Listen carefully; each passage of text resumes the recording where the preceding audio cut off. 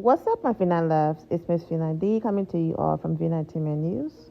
So, most of you are aware that the Braxtons are back with their new show. And the first few episodes been heavily focused on Tracy and grief and all of that, counseling, therapy sessions, because most of you are aware that Tracy Braxton is no longer here with us. May her soul rest in peace. And speaking of souls resting in peace, may Gabe's soul also rest in peace. Gabe is Trina Braxton's ex-husband, and most of you are also aware that Gabe passed away a few years ago and he had cancer. And like I said previously, may his soul rest in peace. So since they're talking about grief, Trina Braxton's current husband is opening up about his jealousy when she was grieving for Gabe. He said that the way how she was grieving for Gabe, even though you can't tell people how to grieve, made him feel like she still had feelings for Gabe, even though Gabe stepped up and became the father to her children without the bonus dad being there. So this is what they're discussing. So let's go ahead and listen. But like I said, this is their content. So if this video get flagged or copyrights, strike or anything like that, I would take this down and probably just have the conversation without inserting their video and then post a link to go to their channel to watch it. But for now, if you put in Trina Braxton in the search, you can find her channel and go ahead and watch the entire video. But this is the part that I'm going to post from the video because obviously I'm not going to post their entire content on here. So let's get into it. Oh, you said that you felt that I punished you. Yes. And then I said that Vaughn didn't realize that I loved him for real, and I loved him and I chose him. You're putting words in my mouth. No, I'm saying what I'm recapping. Okay. So now with that recap, what do you have to say? Yeah, okay, first off, what you said was really jumbled. But what was said on the episode is that she felt like she was punished for grieving. And that was absolutely true. Yeah, I was angry because, and since we're having this conversation, and here's the thing, this wasn't my idea.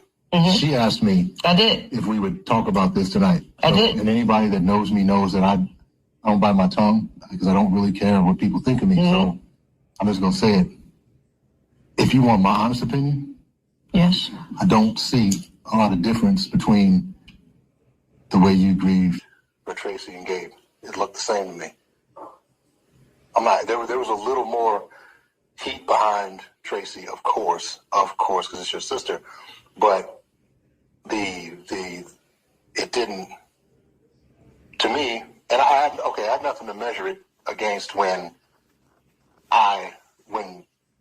Gabe died, so I didn't know anything, but I knew I didn't like it.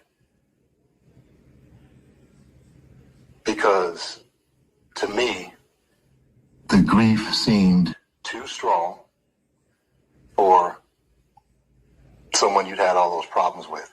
That's my opinion, because that's the way I look at the world. Now we had a number of conversations about it. We had a number of arguments about it. But it wasn't until Tracy passed and I had time to reflect, probably sitting, on a mountain somewhere by myself, that I'm like, you know what? Those two grieving didn't look all that different to me. And that made me angry. So to me, the grief looked like you still had real strong feelings for the dude.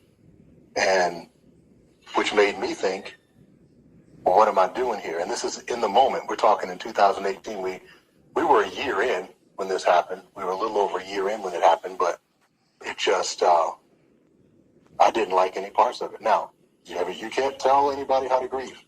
Nope, I wasn't. I was just I wasn't trying to tell her you need to grieve this way. I was just saying, from my perspective, it just looked to be a bit much. And I felt that way then, and I feel that way now. But you have to do things the way you see. But I still felt like when you knew that when Bio Dad was absent and he didn't have any children of his own and he was the one who raised and cared for. Are you saying this for them? I'm saying this for you. You're not saying, but you can't say it for me because here's the thing. I had no problem with that guy. There was no jealousy. There was nothing because the moment you told me that he was sick, what did I do? The moment you found out that he was sick, you were like, I have these remedies. I need you to, yes, these doctors I can help him with. Yes, absolutely. Got you on the phone with him and got him on the phone with him. Absolutely. So absolutely tell the whole story. But I am. But you didn't give me. I was. But you weren't. But you took the time out to say what you didn't say. So it was enough. Because your first thing should have been. Chad, can she speak? She sat there quietly allowing you to get your point across, and she didn't even finish her point, and you jumped to conclusion. My goodness. Let's keep listening. The moment that Vaughn found out, he went into help mode because I'll help anybody. So there was no jealousy or anything. I never had any. I didn't say that. No, I didn't say that. No, you did. That did come up in an argument one time. There was no jealousy. There was nothing. I had no ill feelings towards the dude. That came in my witnessing or watching the grieving process. That's when it became a problem. So.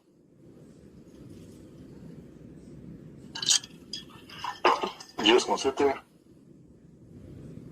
Wait, what do you mean?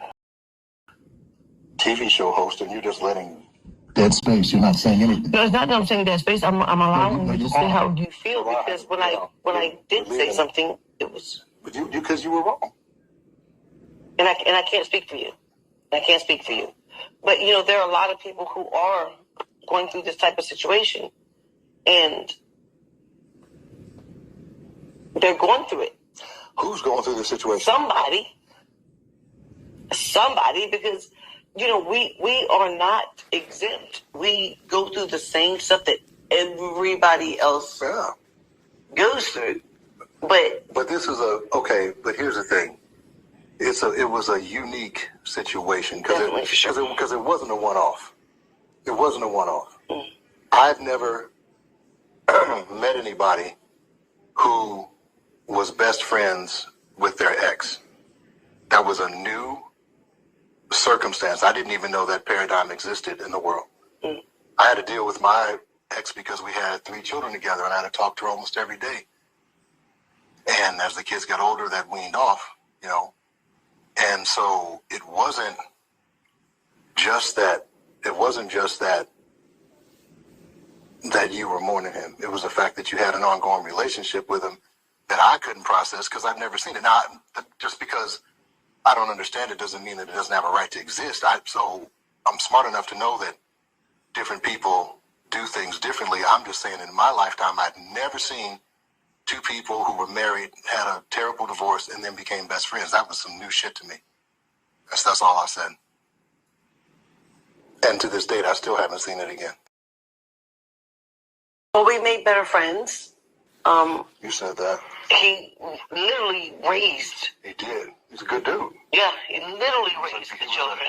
And he went to bat for those kids when nobody else would. He taught them how to be men when there was nobody else to do it. He was a good, solid human. My problem wasn't with that dude.